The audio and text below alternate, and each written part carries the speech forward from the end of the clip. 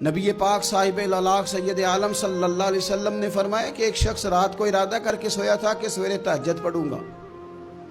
ایک تو وہ ہے جس کا ارادہ ہی کوئی نہیں، فجر پڑھنے کا بھی ارادہ ہی نہیں، سرے سے پروگرام ہی نہیں۔ اس کو پتہ چل گیا کہ ڈاکٹر نے کہا تھا 7-8 گھنٹے سونا ہے، تو اب وہ ٹائم دیکھ رہا ہے 2 بجے سو رہا ہوں، 10 بجے اٹھ جاؤں گا۔ اس کی بیچ میں نیند ہے، صحت ہے، ڈاکٹر کی تنبیہ ہے، پر فجر تو شامل ہی نہیں۔ حالانکہ اس بات کو اچھی طرح سمجھ لیں، اگر آپ کا فجر پڑھنے کا ارادہ ہے اور 4 بجے کا 3:45 بجے کا آپ نے الارم لگا لیا ہے، تو 2 دن آپ کو الارم جگائے گا، تیسرے دن آنکھ خود بخود کھل جائے گی۔ انسان کی نفسیات ہوتی ہے کہ 2 دن وہ کسی چیز بھی اپنی عادت کو سونے جاگنے میں پکا لے تو تیسرے دن وہیں اس کا وہ مزاج بن جاتا ہے۔ تو اگر نیت ہی نہیں، ارادہ ہی نہیں، پروگرام ہی نہیں، تو کیسے آنکھ کھلے گی؟ بلکہ پھر تو یہ ہوتا ہے کئی دفعہ آنکھ کھل بھی جاتی ہے، بندے اٹھ بھی جاتے ہیں پر اٹھتے ہی نہیں، نماز کا وضو ہی نہیں کرتے، آگے بڑھتے ہی نہیں، ہمت ہی نہیں کرتے۔ لیکن حضور کیا فرما رہے ہیں؟ کریم محبوب علیہ السلام فرمانے لگے جس کا تہجد پڑھنے کا ارادہ تھا لیکن نیند غالب آ گئی، اٹھ نہیں سکا۔ حضور فرماتے ہیں نیند تو اب اس نے پوری کر ہی لی ہے نا، پر ارادہ تھا تہجد پڑھنے کا۔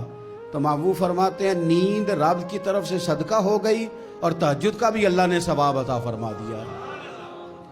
ارادے صاف کرے، پکے کرے، نیتیں کھری رکھے، نیت صاف رکھے، اخلاص پیدا کرے، تو پھر تو گھر میں بیٹھے بیٹھے بڑی نیکیوں کا ثواب ملتا ہے۔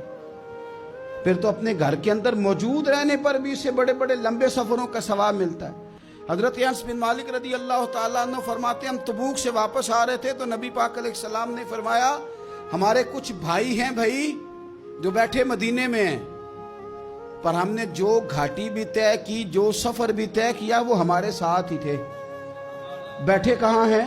مدینے میں، پر ہم نے جتنا سفر طے کیا وہ ساتھ ہی تھے۔ حضرت انس بن مالک کہتے ہیں ہمارے تو کان کھڑے ہو گئے کہ بیٹھے بھی گھر ہیں اور ہمارے ساتھ ہیں۔